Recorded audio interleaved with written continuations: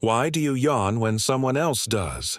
You're sitting across from a friend at a coffee shop, half listening to a story you've heard 3 times before.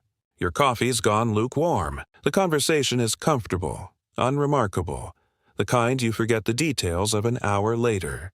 Then they yawn, one long, unguarded stretch of a yawn, eyes watering slightly, jaw cracking open mid-sentence. And before you've even registered the decision, your own jaw's cracking open to match it. You didn't choose that. Your body just copied a stranger's face without asking your permission first.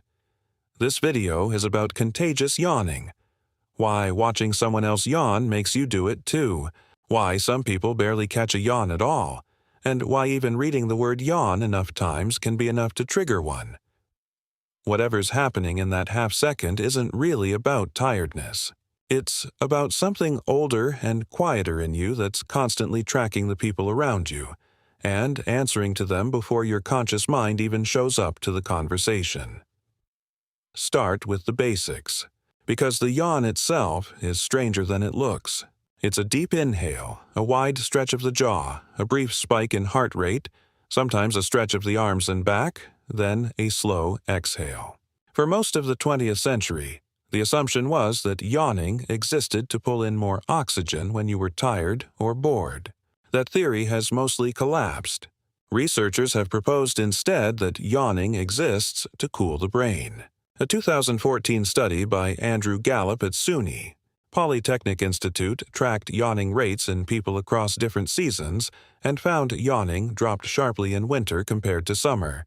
And when outdoor temperatures rose above body temperature, people nearly stopped yawning altogether, because a yawn's cooling effect only works if the air coming in is colder than you are. Your brain runs slightly warmer after stretches of mental fatigue. A yawn functions like a built-in thermostat, venting heat through a deep breath and a widened jaw. But that's just the private, solitary version of yawning. The contagious kind is a different animal entirely, and it shows up on a completely different schedule. Contagious yawning appears shockingly early in life and shockingly specifically. Studies on children have found that kids don't reliably catch yawns from watching others until around age 4 or 5, right around the same window when they start developing what psychologists call theory of mind, the ability to understand that other people hold separate thoughts, beliefs, and internal states from their own. Before that age, a toddler can watch you yawn directly in their face and feel nothing. Molly Helt, a researcher at Tufts University, ran a study comparing contagious yawning in children with autism against neurotypical children of the same age, and found that children with autism, who often show differences in theory of mind development, caught yawns at significantly lower rates. That's not a coincidence researchers are comfortable dismissing. It suggests contagious yawning isn't a dumb reflex like a knee-jerk response to a doctor's hammer. It's tangled up with something closer to empathy, your brain's ability to model somebody else's internal state and, without meaning to, slip partway into it yourself. It's not just humans doing this. Chimpanzees catch yawns from other chimpanzees and, more strikingly, from watching humans yawn on a video screen. Dogs catch yawns from their owners at meaningfully higher rates than they catch them from strangers.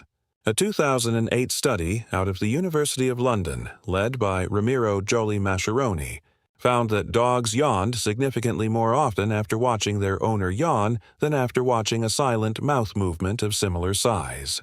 The effect scaled with social closeness. The more bonded the animal is to the yawner, the more reliably the yawn spreads across that bond. That detail matters far more than it sounds like it should, because humans show the exact same bias, almost embarrassingly so.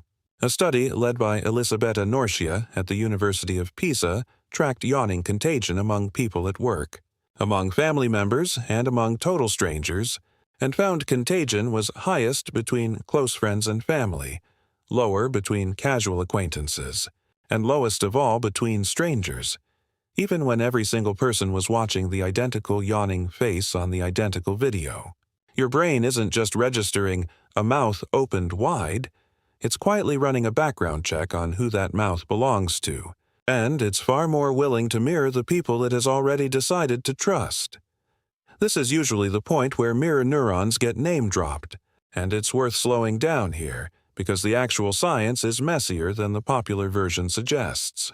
Mirror neurons were first identified in macaque monkeys in the 1990s by a team at the University of Parma led by Giacomo Rizzolatti. Neurons that fired both when a monkey performed an action itself and when it merely watched another monkey perform that same action. It was tempting, in the years after, to treat mirror neurons as a tidy universal explanation for empathy, imitation, and, yes, contagious yawning. But more recent researchers, including Gregory Hickok at UC Irvine, have pushed back hard against the idea that mirror neurons alone explain something as layered as contagious yawning. The honest answer is that no single brain region has been proven to fully control it. Brain imaging studies do show increased activity in regions tied to self-other processing, specifically the posterior cingulate cortex and the precuneus, when people watch someone yawn. But increased activity isn't the same thing as a cause. Scientists are confident the effect is real. They're still arguing, in published journals, about the exact wiring underneath it. Even the number of people who catch yawns at all is strangely uneven, and that unevenness only gets stranger the closer you look. Somewhere between 40 and 60% of people yawn back reliably when they see someone else yawn. The rest largely don't, or need repeated exposure before it catches. A 2015 study by Elizabeth Cerulli and colleagues at Duke University tried to figure out why, running over 300 participants through contagious yawning tests and checking dozens of personal factors against the results. Age, time of day, empathy scores, intelligence, how sleepy someone reported feeling. Almost none of it reliably predicted who would catch a yawn. Age came the closest. Older adults caught yawns somewhat less often, but even that only explained a small slice of the variation. Most of what determines whether you're a catcher is still genuinely unexplained. It's one of those rare cases where a large, well-designed study mostly ruled things out instead of finding a clean answer. And this is the part that reframes everything above it. Even reading about yawning right now in this sentence is probably making you want to yawn. That's not a coincidence, and it's not a cheap trick. Studies have shown people yawn more often just from reading the word yawn repeatedly, or looking at still photographs of yawning faces, or even listening to audio recordings of yawns with no visual component at all. The trigger doesn't require a live human standing in the room with you. It barely requires a face. Your brain will simulate the social contagion off the back of a written sentence, because the underlying system that responds to yawning isn't really built to detect yawns specifically. It's built to detect and mirror internal states in general. And yawning just happens to be one of the easiest states to smuggle across that channel undetected, which is the darker wrinkle underneath all of this. If contagious yawning really is a rough marker of social bonding and empathic mirroring, then how much yawning you catch from a given person might function as an involuntary readout of how socially connected you actually feel to them, something you can't easily fake and can't easily suppress on command.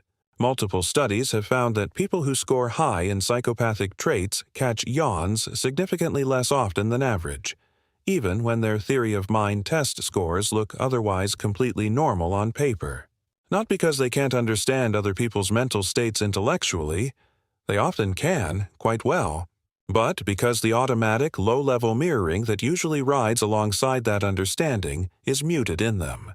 Your yawn response might be one of the few honest, unedited signals your nervous system gives off about who it actually considers close enough to be in the circle.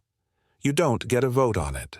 It just quietly tells on you. So you're back at that coffee shop, jaw cracking open in that half second after your friend's yawn, coffee still cooling in front of you. It wasn't tiredness copying itself across the table. It was your nervous system quietly confirming something it had already decided, long before you thought to ask, that this is someone close enough to mirror without asking permission first. The most honest reactions are usually the ones you never got to decide on.